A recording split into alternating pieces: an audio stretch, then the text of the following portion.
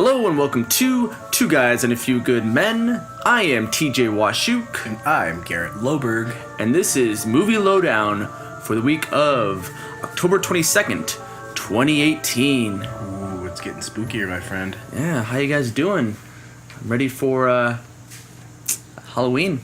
Yeah. It's on a Wednesday this year, so you know it's gonna be a fun Wednesday. Oh yeah, most people are gonna probably celebrate it tomorrow, Saturday, or today rather. Yeah, when this probably. comes out. Yeah. What are you gonna be for Halloween? I honestly have not decided yet. I've decided on what I'm doing. I'm What? doing a mashup. Okay. I'm gonna be a hot dog penguin this year. Oh. I might dress up as the psych guy that we did in our 420 cannabis brownie video. Yes. The Yes. 90s psych guy with the wig.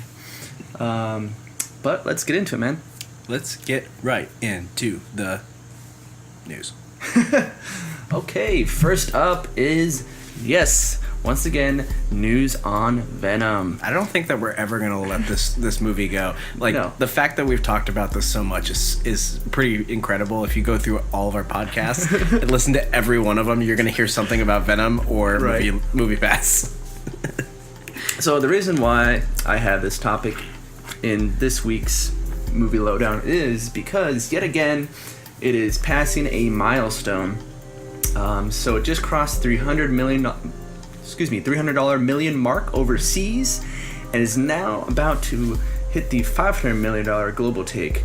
However, it is going to be expected to go over the $600 million.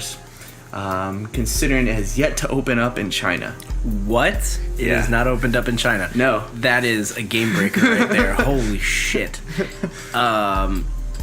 This is great news. I really like this movie. If you know, like we've talked about many times that we're scared about this movie, and then we were laughing about this movie, and then we finally saw it and it finally put the cork on it. But of course, that's never the case for a movie that's talked about a lot. Yeah, this movie is just putting the nail into Rotten Tomatoes just to show that just because it has a poor score on Rotten Tomatoes doesn't necessarily it's going to have bad box office results. Yeah, and it's kind of incredible how Star is Born was kind of taken over. It took over that spot for the number one for that day, and then it just like.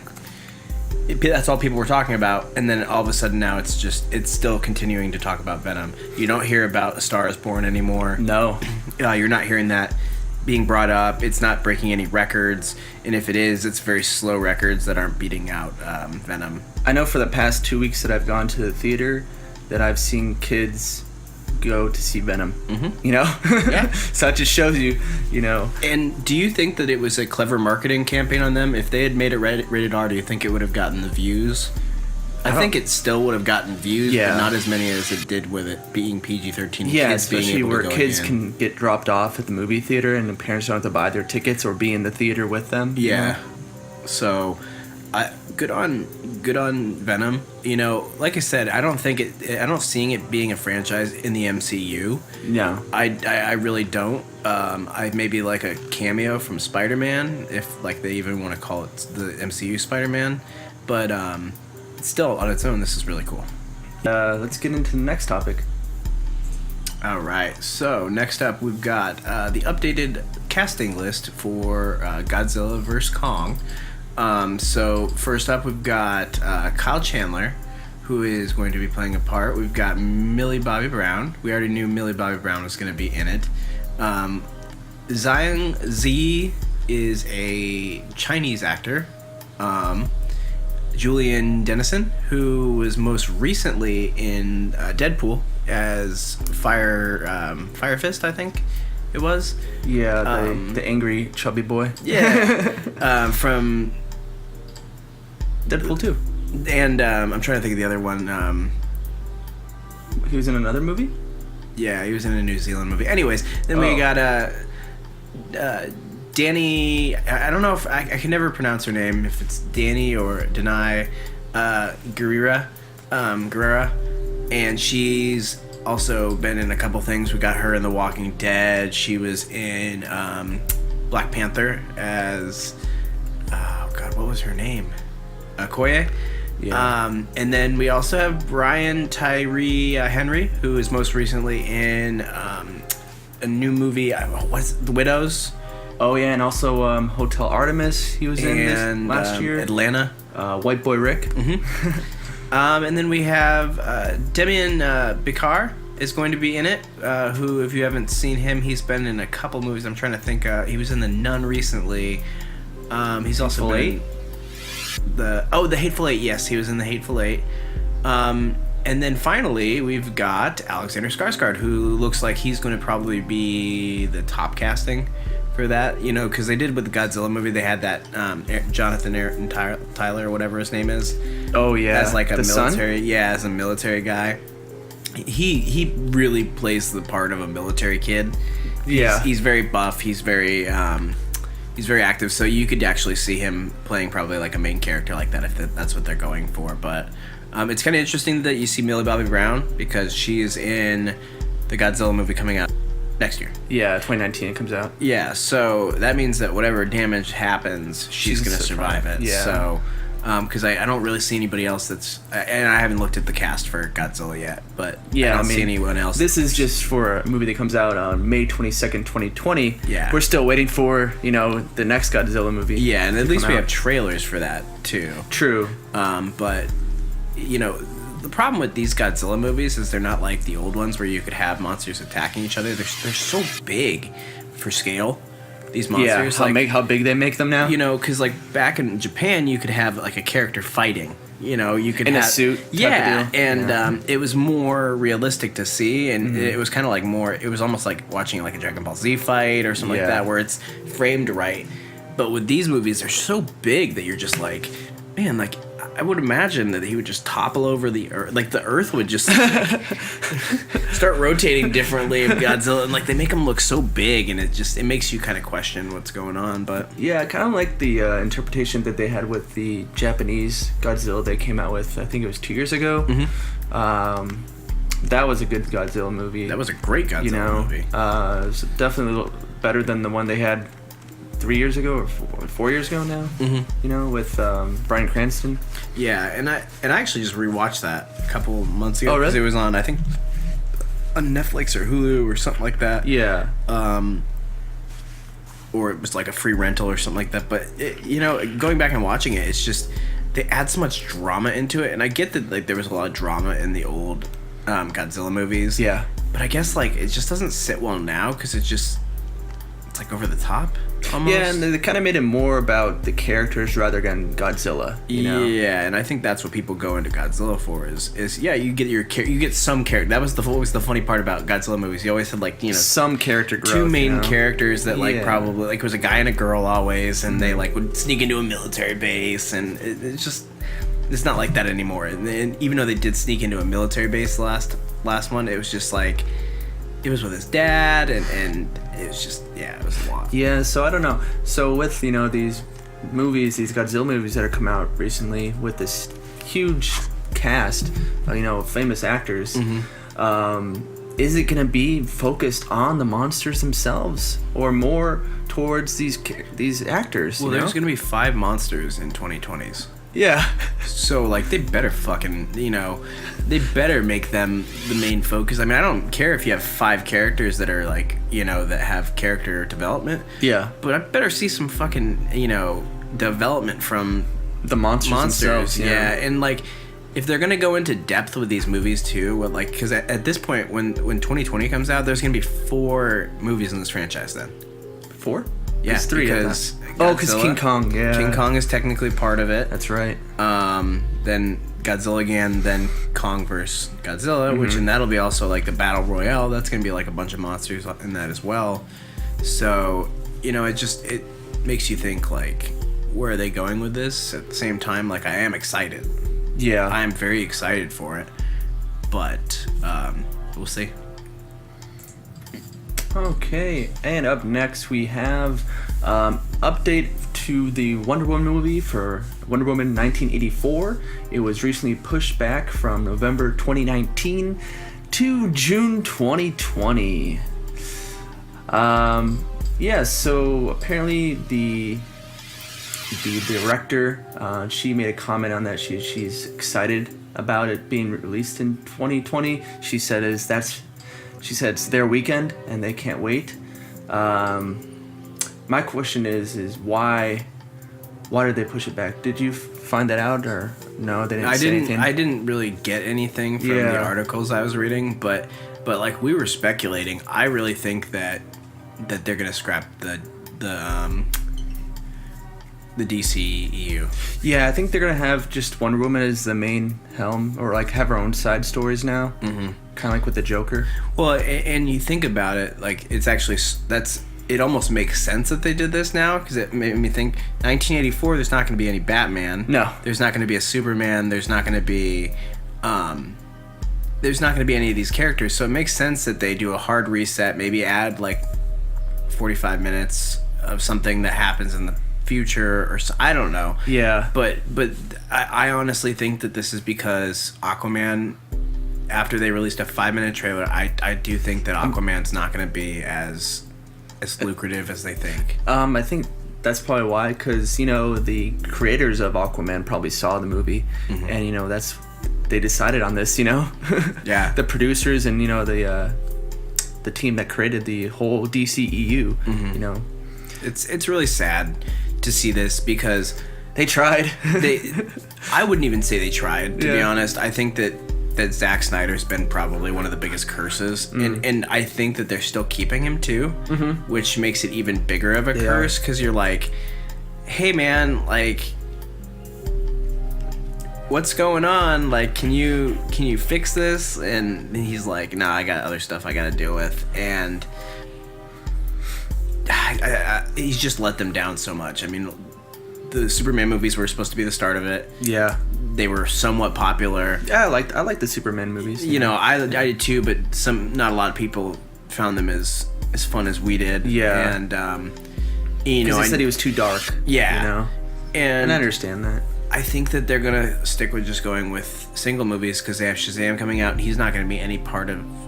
Obviously they were gonna have Superman in it, but they scrapped that. Yeah. So I think that they're doing that hard reset finally, and they're gonna come out with it in a couple, like maybe next year, middle of next year for Comic-Con, because I doubt they're gonna have anything else going into their DCEU anymore. That it would really be like, even people that aren't, or that are big DC fans, mm-hmm. are starting to go, what are you guys doing? What's going on here? Like, are you gonna make a change or not? So yeah, and then also Birds of Prey is coming out that year, 2020, in February. So it'll be out February, and then a few months, mm-hmm. Then Wonder Woman will be out.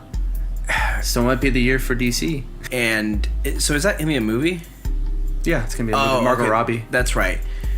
We'll see. Yeah. They have Birds of Prey on their DC show. What is it, Robin?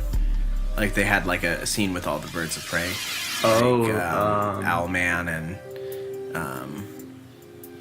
what Canary. Was it called? Like, whatever. Not Teen Titans, but Justice League. Justice League, yeah. Or no, it was Teen Young Titans. Justice. Young Justice, yeah.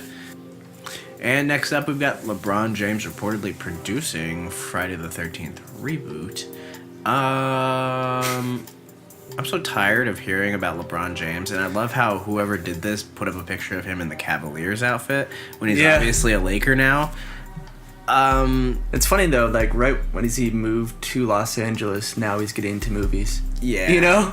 Yeah, and to be honest, some people are like that. I mean, if God forbid you and I moved to Los Angeles, I'm sure that we would be getting jobs left and right, either editing or, Plus, it makes you think, is he getting towards the end of his career? Mm-hmm. So he's trying to think of making other. And that's the problem with LeBron James, is that he's such a talking point that when he stops his career, he's just going to keep going. Yeah. And like I said, I don't know. I'm not a big fan of athletes producing stuff like that. Right. Because, like you said, what do you know about doing movies? Yeah. They're just coming out here and then they're maybe getting into it themselves. So, I don't know. Could be cool. Could not be. If it might not even go through. Yeah, I mean, he's also going to be working on another Space Jam as well. Yep. So he has a lot on his plate in regards to movies. And to be honest, I'm still not even sold on his Space Jam. No. So, we'll see. Okay, and last up for our movie news, we have Marvel's Kevin Feige has received the first ever Creative Visionary Award. Yes. We were talking about this in the theater the other day. Yeah. I'm 100% behind it. I think that the MCU has been a creative and niche place where you could go in and basically be a director and have as much fun as you want. Yeah. And you can follow a storyline, or you can take the storyline and play with it and have more fun with it. But still keep it within the universe. Keep it within the universe. And I think that he deserves this 100%. Now, my thing, what I said with you is, like, some people don't think, a lot of cinephiles don't like MCU movies in the sense because it's not like a traditional, plot. This. We were saying, or I was saying, people think that superhero movies are ruining, cinema, modern cinema. And I could see where they're saying that, whereas because it's all that's being produced right now. A lot, like, was there maybe 4 superhero movies a year, pretty much? Yeah. Well, and here's I thought about that too when I sat down like last night. I was just like thinking, is you don't make fun of PS1 games because they look bad. Like, you remember them for being good. Like, and that's why I'm like, people come up and say this, and it's like, well, if Marvel movies didn't have CGI or they didn't have any of the characteristics, you realize that we wouldn't have any movies 4 times a year. Like, if they weren't around, we would have 4 less movies that were actually exciting to go see and actually like have action in them. Most of the movies are more drama. Yeah, going to the theater. There's no action movies anymore. I think Baby Driver a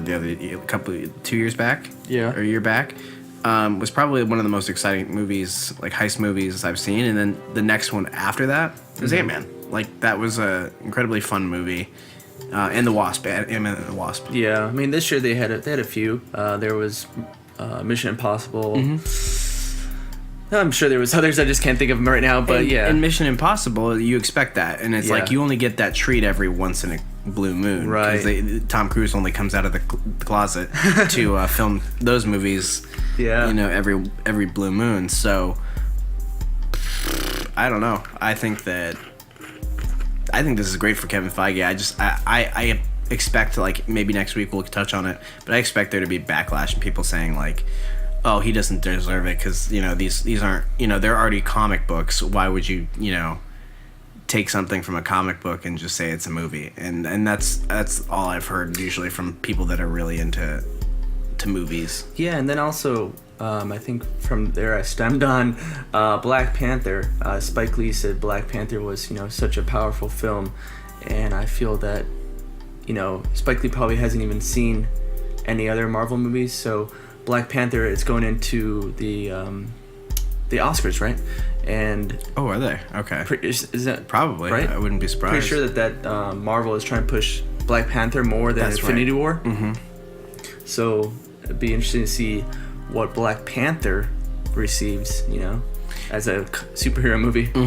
And yeah, it's fun and everything, but I think that he has been super creative, and the way he's put this universe together, there's no other living, breathing entity of a movie that hones that in like his. Like, there's stuff in Iron Man that was planned, to this point. Like, I mean, in Iron Man 2, they had Wakanda on a map. They wouldn't have put that. They also put Atlantis on there too. So it's not. I mean, the only thing you could say that's comparable to is Star Wars, but even then, it's not as filled with Easter eggs. Yeah, there's 8 movies in that sense, and there's what, like 20 Marvel movies now. Yeah, is there that many now? Okay. Yeah. Maybe not 20, but like a good. It's almost 20. 17 or 15. Dang. So, and that's the thing too. I think he deserves that too, because he's been working on these movies. All of them, all 17, 15, however many there are produced by him, and that's the big point. Yeah. Okay, let us move into the half of the show where we discuss movie trailers. We got movie trailers. Okay, first up for movie trailers, we have Prodigy, which is a movie about a mother concerned about her young son's disturbing behavior and thinks something supernatural may be affecting him. This movie is being directed by Nicholas McCarthy and starring Taylor Schilling from Orange is the New Black, Brittany Allen, and Colm Four, F-E-O-R-E, Foray. Probably four. Yeah. Man, what a trailer. They didn't give a lot away. No. It was just like two scenes they put together. Yeah, you know? and you were right. It was hilarious. Like it's like it's just a really weird trailer. Yeah. Because you're getting like obviously an exorcism or something like that. Like he's trying to like exorcise the kid. Mm-hmm. And then it actually happens, but then it just like it's an adult and it's just weird and it's like Animorphs. Yeah. Almost. So, that being said, I probably will see this movie. Yeah, I wanted to do this trailer last week because I saw it when I went to go see Halloween. However, they didn't release it to the internet yet. But when I saw this trailer in the theaters, almost everybody around me was like, ah! Like scared when that scene happened when the boy transformed. Yeah, it was... Is this supposed to be a horror movie? Yeah. Okay. Yeah, it's rated R, and it's a horror thriller. It's supposed to come out February 8th, 2018. Or excuse me, 2019. Ooh, February, that's the boneyard of... it's the movies. Boneyard of the movie area, so we'll see how that works. Especially with like such a vague trailer, but, you know, it gives us something to see. Next up on the docket, we got Vox Lux. It's a really good movie. It's really Natalie Portman, and it's really awesome. Bye. No, next up we got Vox Lux. It's a look at a pop star, kind of like Lady Gaga. Yeah, in a way. Got Natalie Portman, Jude Law, Christopher Abbott, and William Dafoe's going to be in it. And I believe that's really the casting so far. It's kind of like I can't tell if it's like a heist movie or if it's like something where she's a star and she gets in trouble, and then it's a really vague trailer, but it looks interesting. And Natalie Portman's been in a lot of really good trippy movies lately, so this is another one of them that looks like it. Yeah, so this movie is, I guess, a drama and a musical according to IMDb. Okay, that makes sense. And Sia. Sia's doing the soundtrack for this. Mm-hmm. But when I saw this trailer, the scenes when they had the people with the guns, I was kind of wondering, maybe it's gonna be like a terrorist attack. Ooh, that could be it too. Yeah, it might be something. Like how that's been happening recently with venues getting attacked by terrorists. Mm-hmm. That could be the case. Really, like who knows? They did a really good job on the trailer. It's very vague, but it's still got a lot of action in it. Yeah, it still showed kind of like how the actors are going to be. Now this is also down 40 points for the day, but in popularity. And that's after the trailer came out. So, but still going to be an interesting movie to see. Yeah, it comes out December 7th, 2018. Okay, last up for the movie trailers, we have the movie Bird Box, which is about a woman and a pair of children are blindfolded and make their way through a dystopian setting along the river. This movie is being directed by Susan Bier, and this is starring Sarah Paulson, Rosa Salazar, Sandra Bullock, and John Malkovich. This looks really good. The trailer was fucking gnar.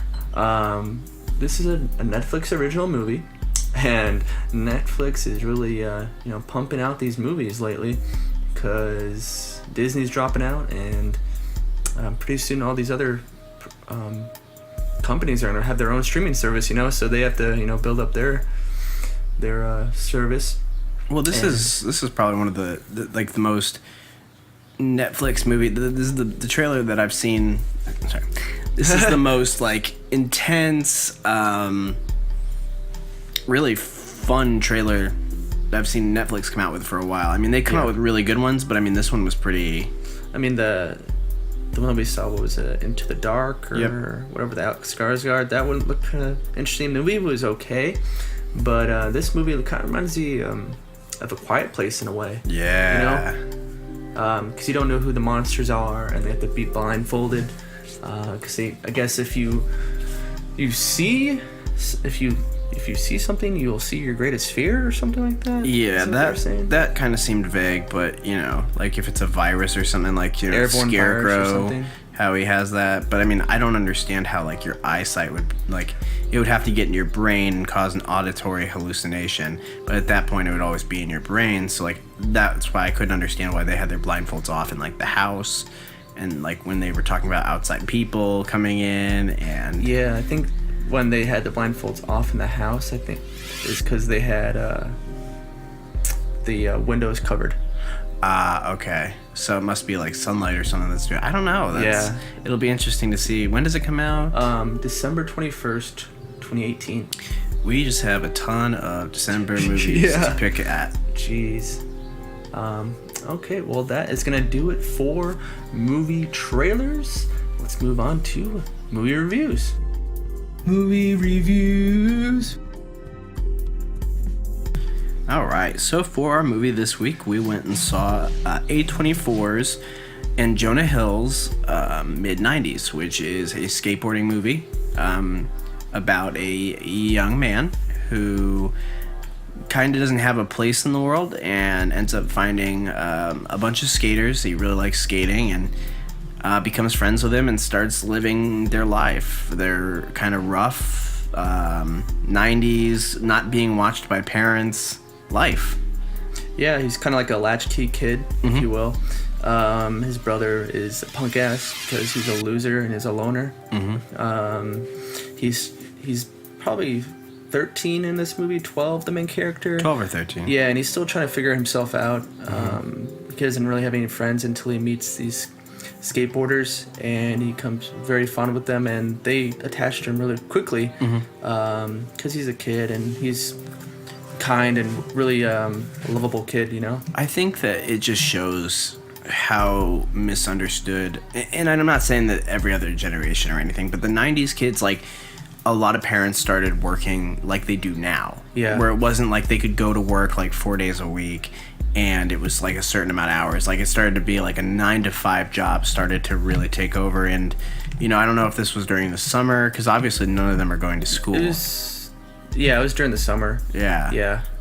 So it was fun to like see them like they're not growing up obviously because they're only at, you know, most of them, none of them are like, I think obviously 16 might be 17 like, was the oldest. Ray. Yeah. But it was, you know, after last night sitting and digesting it, I really liked it. I thought it was a good portrayal of like kids. It's kind of like a period piece in a way. Yeah, and how the 90s were, because it felt like an A24 film in the sense that it had a bunch of like at one point I looked at the cars and I was like, oh, they look like all 90s cars, but I couldn't care less. Like, it felt like you were in the 90s, like them playing the games and video games. They were playing the Super CDs Nintendo. that they showed off. Yeah. The graphic tees that the boy was wearing. So it was very well shot in that sense. Now, I wanted to touch on this email received from A24. Jonah Hill sent out a letter.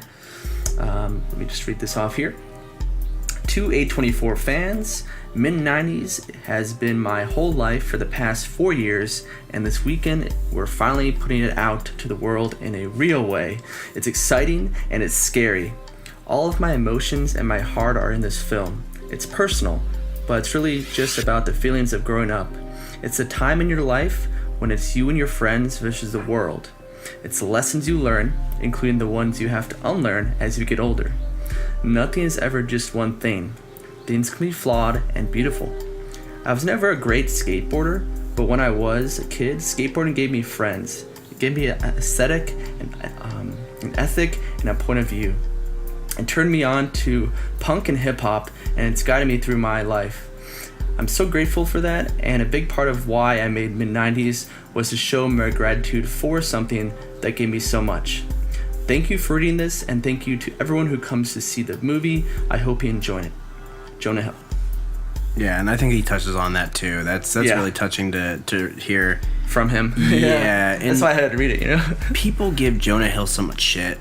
I think he started off as like this comic actor where people made fun of him a lot. Like I mean, in Ask Me About My Wiener. Yeah, was it Accepted on Unaccepted? That Yeah, Accepted. Like I mean, one. like all of his movies, like they're Super always Bad. they're always bagging on him, and even like there's a compilation of a bunch of things where people are making fun of him, and like I get it, like he's kind of like that funny guy, but he's actually like he's an artist, like he's a serious actor, he's into style. People think that Kanye took style advice from him. Wow. Yeah. So it's it's nice to see him finally get something that's like beautiful for him to put out, and it's something that he spent 4 years. Yeah, it's good to see that, because you never hear about directors being like, "Hey, thank you for liking the movie." Like, it's something I put my blood, sweat, and tears in, and like even the behind the scenes, you can tell. Like when they showed a couple of things in the theater about it, and they were talking about like the skateboarders and who they hired for it. Yeah, like you can tell he's just passionate about it, and he put a lot of effort. And there wasn't a lot of scenes where there was like extravagant shots. No, but it was still it's very like type of movie, Yeah. I mean, the actors in this were great. They actually knew how to skate fairly well. The only issues I had with the movie was there was a lot of lull points where it just dragged out. And then there's a few shots where it's just extremely long panning that he did with the camera. Yeah. I don't know why he decided to pan for so long. I think he could have made it like 2 seconds shorter maybe, and it would still get the same effect. Yeah, and the other shot that didn't piss me off, was just nitpicking about, was the one where the brother at the end, like the whole movie, he's got like light brown hair. Oh, and it changes. And it ends up being like they get in a car accident, which is like within the 3 months that they've been all hanging out. So it's not like he's changed his hair. Like you've ever seen him like change his hair, and then at the end of it, he's got like black hair, and you're like, what? Yeah, like, where did that come from? Did I see like I know it's a hospital, but is it like why is it so dark? So, and that makes me think it was for that Ben movie that we were talking about, because he's got darker hair in that movie. Yeah, and he's definitely had lighter hair in this one. So that could be it, because he probably was signing on to that new movie. Either that, or there's a scene that was cut out where he dyes his hair because he was upset. I'm mad. I want black hair. Yeah. But yeah, I also kind of wanted to touch on the movie Slice, if you wanted to. Yeah, that's fine. Because I saw it this week. I don't know when you saw it. I think about last week. Yeah. So this movie, it was limited release. I didn't really see it anywhere in theaters. No, it was in the Alamo Draft House, I believe. Okay. And that was the only theater that had it out here. Either that, or it was like a Phoenix. It was the one in Scottsdale that had it. So yeah, if you guys don't remember the movie Slice, this was with Chance the Rapper, Zazie Bates, Ray Gray, Tim Decker, Chris Parnell, and a few others. Now, this movie kind of reminds me of Halloween Town. Yeah, Did you get that? The show. Did you get that? Yeah, the movie. Oh, the movie. Yeah. Yeah, because there's like zombies in it. Yeah, it's It's not a serious movie. No, it's very relaxed. I think that's probably the reason I didn't like it. Yeah, you were expecting it more serious, maybe. Not even serious, just more like. It was goofy as heck. It was very goofy, and I did like that, but it was one of them that like I guess I just didn't take seriously. Yeah. And maybe it was because Chance the Rapper being in it. That's the only reason I could think of that really like, and like Zazie did a great job. Yeah. I liked her in it. I liked the comedy in it, but it's for some reason it just didn't strike me as like this movie that I really liked. I mean, it was a quick movie. It's only an hour 23 minutes. There wasn't too much depth to it. No. But there was some parts that I really enjoyed, like in the intro. The doorbell ring where the guy like freaks out with his eyeballs. Yep. That was hilarious. There's a few other scenes that were pretty cool, but As far as Chance's first film, he probably could have done better, but we'll see if he's gonna get any more roles. Yeah, I'm sure he will. There's always a lot of hip-hop movies too that come out, and I'm not saying like just like the Hip-hop genre, yeah. It's just like they have like a lot of the hip-hop community will do like movies, like Scary Movie where Mac Miller and Snoop Dogg were in it, or whatever that one of the... And they were talking about Cabin in the Woods. Oh. And I think it was Scary Movie 4. Mm-hmm. But they always add, like, rappers into it because they're like, always funny. Because they're like, I don't know, Snoop and Mac Miller was pretty funny to have, like, we should go to the house in the woods. And they're like, you mean the house in the woods? Yeah. Like, no, the house that's in the woods. And he's like, yeah, the house in the woods. Oh, yeah, and there was another part in this movie I kind of wanted to point out. So, what's his face? Chris Parnell, he's the mayor in this movie, and in this one scene he was painting this woman that's naked. I don't know if you remember that. And someone comes into his office, he's like, oh shit, and he just throws the curtain over the person's head, but the boobs are still showing. Oh, I never saw that. Yeah. Oh my god. He didn't want someone to see the person's face. Oh my he didn't god. care about the boobs. That makes sense. That's pretty funny. Oh. Yeah, no, it was good. There was some points, but it's not a great movie. It's not it was definitely, I think, whatever, like, small production company it was. A24. Yeah, that's right, A24. Yeah. I was going to say that, but I didn't want to, like... bash on them. Yeah. I love you guys. Please don't be mad at me. Few movies that wasn't great by then. You No, know? and we've always been pretty big on seeing them, other than, like, I don't think we saw Moonlight, but A24 usually has a pretty solid lineup of movies, so... Yeah, well, that is going to do it for this week's Movie Lowdown. It was kind of a low lull in movie news, but...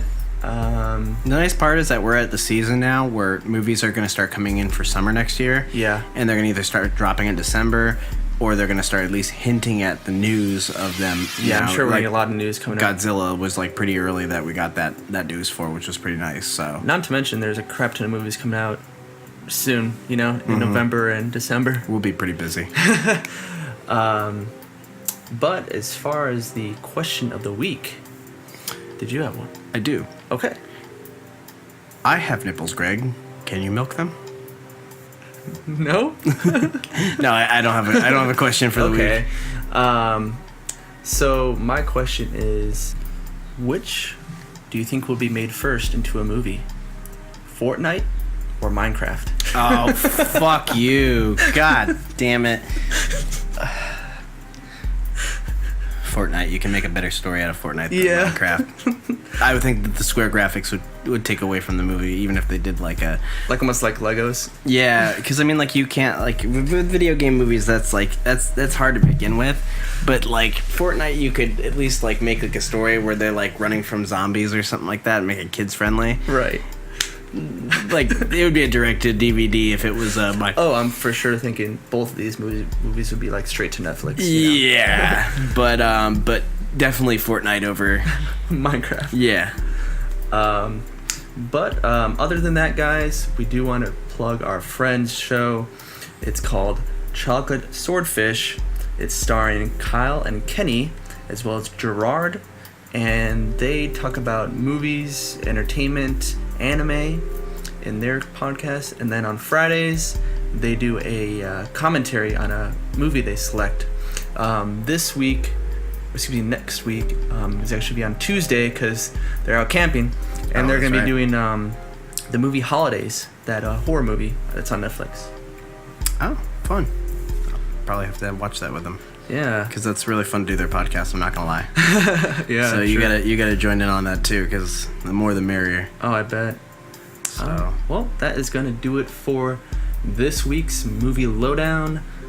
Please don't forget to like, comment, and subscribe. I am TJ Washuk, and I am a shot glass.